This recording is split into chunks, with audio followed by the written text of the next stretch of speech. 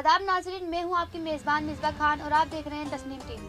आज की हमारी इस खास पेशकश में मैं आपका इस्तकबाल करती हूं। आपको बता दें कि हिंदुस्तान की आज़ादी के 75 साल मुकम्मल होने के मौके पर मुल्क में आज़ादी की अमृत महोत्सव मनाया जा रहा है। पूरे मुल्क में हर कोई इस जश्न आज़ादी को अपने अपने अंदाज से मना रहा है। आज़ादी के अमृत महोत्सव में हिंदुस्तान को आज़ादी दिलाने वाले लाजवाल शहीदों को याद किया जा रहा है। बादशाह के दौर में मुल्क को बरतानवी गुलामी के तोक से निकालने के लिए बहुत से आज़ादी पसंद जंगजू थे। ये हीरोइन और ख्वातीन आज़ादी के जंगजू मर्दों के साथ कंधे से कंधा मिलाकर आज़ादी के लिए लड़ी। ऐसी कई ख्वातीन इनकलाबी थी जिन्होंने ऐश व अशरत की ज़िंदगी को तर्क करके मुल्क के नाम पर अपनी जानें न्यौछावर कर दी। इनमें एक खातून कुंतला कुमारी भी थी।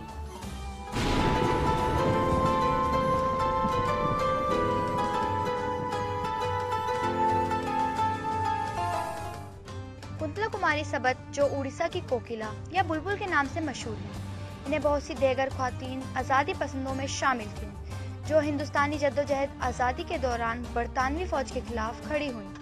एक नामूर शायरा कुंतला सबत ने अपने फिक्र अंगेजी नज़मों को मुल्क भर के लोगों में जबल वतनी के जज्बे को जगाने के लिए इस्तेमाल किया। उन्होंने दूसरी ख्वातीन को भी तहरीक आज़ादी में शामिल होने की तरगीब देने की कोशिश की।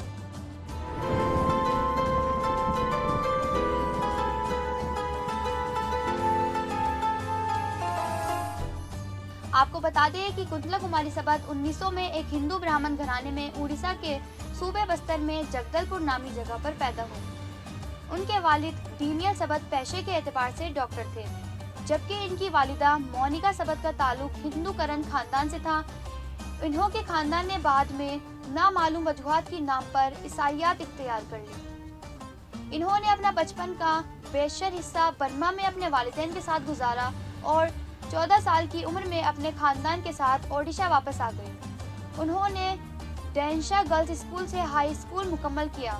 1921 में कुंतला कुमारी सबत ने कटक के एक मेडिकल कॉलेज से मेडिसिन मुकम्मल की और इम्तियाजी नंबरों से पास हुई। वो कटक की पहली ख्वातीन डॉक्टर बन गई। उन्होंने कृष्णा प्रसाद ब्रह्मचारी से शादी की और आर्य धर्म अपनाया।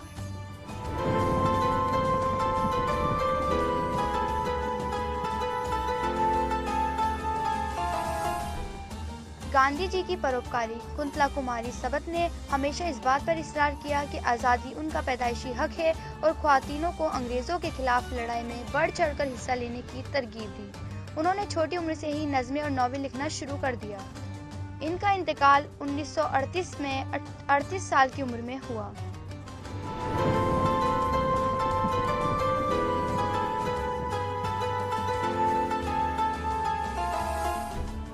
आज की हमारी इस खास पेशकश में बस इतना ही। मुझे दीजिए इजाज़त और देखते रहिए तस्नीम टीवी। अल्लाह हाफिज़।